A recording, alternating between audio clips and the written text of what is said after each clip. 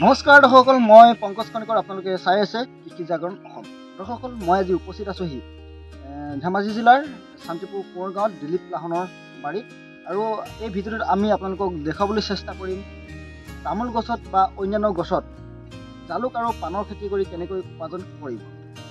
দৰ্শকসকল, মই এজোপা গছ নিৰ্বাচন কৰি লৈছোঁ, তামোল গছ আৰু জালুকৰ গছ। মই আপোনালোকে দেখিছেই কিমান ইয়াৰ মানে হাবি জংঘল, আৰু হয়তো বছৰ বছৰ ধৰি কোনো যত্ন লোৱা নাই। পুলিটো জালুকৰ পুলিটো ৰোপণ কৰাৰ পাছতে কোনো ধৰণৰ যত্ন লোৱা নাই আৰু কোনো ধৰণৰ সাৰ পানী যোগান ধৰা নাই।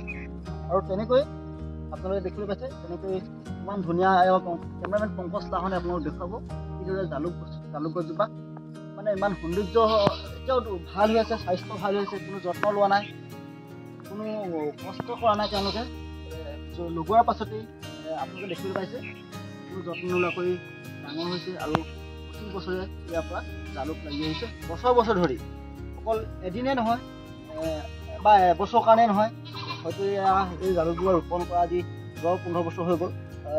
তাৰ পাছতো আজিও এইদৰেই আছে আৰু এইদৰে লাগি আছে। মই কেমেৰামেন পংকজ লাহনক সমগ্ৰ পৰিৱেশটো দেখাবলৈ ক'ম।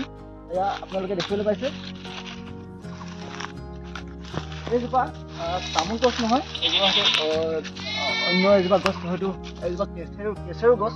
আৰু কেচেৰু গছত দিছে, মই আকৌ কৈছোঁ, তেওঁলোকে কোনো যত্ন লোৱা নাই, বছৰ বছৰ ধৰি এনেকৈ আছে। আৰু ৰোৱাৰ পাছতে এনেকৈ জালুক গছে এনেকুৱা স্বাস্থ্য এতিয়া কিমান ধুনীয়া হৈ আছে। আৰু আপোনালোকে দেখুৱাব, কেমেৰামেন পংকজ লাহনে আপোনালোকক দেখুৱাইছে জালুকজোপা। আৰু মই পংকজ লাহনক এইফালে দেখাবলৈ ক'ম। পংকজ লাহন, আপোনালোকে দেখিবলৈ পাইছে এইজোপা তামোল গছতে কোনো যত্ন লোৱা নাই, এবাৰ ৰুইছে আৰু বছৰ বছৰ ধৰি কোনো যত্ন নোলোৱাকৈ তেওঁলোকে ফল লাভ কৰি আহিছে। আৰু মই চাৰিওফালে আপোনালোকক দেখাবলৈ চেষ্টা কৰিম। তেওঁলোকৰ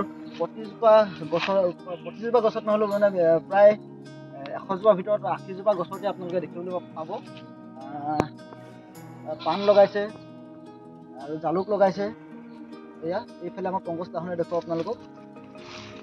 তেওঁলোকৰ বাৰীখনত কোনো বেৰা নাই, কোনো জেওৰা নাই, মানে বাৰীখনত লগাই থৈ গুচি গ'ল আৰু এতিয়াও তেওঁলোকৰ সেইখনত লাগি আছে।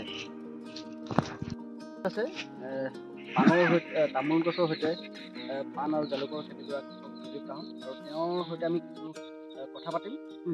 তাৰপিছত আপুনি এইটো কেতিয়া ৰুইছিলে আৰু মানে ইয়াৰ পৰা তামোল গছৰ লগত কেনেকৈ পাণ খেতি বা জালুকৰ খেতি কৰা হয়, এজোপা তামোল গছ বা যি কি নহওক যিকোনো গছতে আৰু 12 ফুট হোৱা পুলিটো যেতিয়া নেকি 12 ফুটমান হ'ল, তাৰপিছত এটা পুলি পাণ পুলি বা নাইকি পাণৰ পুলিকে হওক ৰুলোঁ। মই একো সেইখিনি সময়তে পুলিটো মই ৰুলোঁ আৰু প্ৰতিজোপাতে ৰুই দিলোঁ। এই বস্তুটো মই একেদিন গোবৰ জাবৰ প্ৰথমতে দিছিলোঁ, তাৰপৰা ছেকেণ্ডত মই এনেই মাটি চপাই এই খেতিটো নিজে হৈ আছে। কিমান বছৰ হ'ল পিছত আপোনাৰ মোৰ এই জালুকজোপা এতিয়া কমে 10-15 বছৰমান একেজোপা তামোলতে বা একেজোপা গছতে জীয়াই আছে। আৰু জালুক প্ৰতি বছৰে পাই থাকোঁ। এই কমচে কম জালুক মই প্ৰতিজোপা গছতে এতিয়া 2 কেজি 3 কেজি হ'লেও এই জালুক পাওঁ মই। আৰু এজোপা এইবোৰ জালুক মই তেনেকৈয়ে ৰুইছিলোঁ, তেনেকৈ এবাৰ ৰুই পানি সাৰ দিব নিজেই হৈ আছে। নিজেই এই গছতে লগাই তামোলো পাইছোঁ ওপৰত, আৰু তলত জালুকো পাইছোঁ। আমাৰ বহু মানুহৰ বাৰীত তেনেকৈ তামোল গছ আছে। তেওঁলোকে তামোল গছত বা অন্যান্য গছ থাকে, আৰু তেওঁলোকে জালুক বা পাণৰ খেতি এনেকৈ কৰি পানি দুটা কাম একেলগে এই কেইবাবছৰ হোৱাকৈ এযোৰ তামোলে কমেও 80 বছৰ পাৰিব। জালুকজোপাও সেই 80 বছৰ বা নহ'লেও 50 বছৰ জীয়াই থাকিব। তেখেতলোকেও এনেকৈ দি কৰি খাব পাৰিব। এটা এক্সট্ৰা ইনকাম এজোপা বস্তুতে বা এজোপা গছতে দুটা ইনকাম পায়। এই তামোলজোপাতে মই তামোলো পাইছোঁ, আনহাতে জালুকো কেইটামান হ'লেও অলপ 1 কেজি 2 কেজি হ'লেও জালুক একেজোপা গছতে পায়। আৰু সেইজোপাটো এনেই থকা নাই, সেইজোপাও গছ এইজোপা বস্তু এনেই থকা নাই। এইজোপা গছতো মই সেই জালুকে ৰুই থৈছোঁ।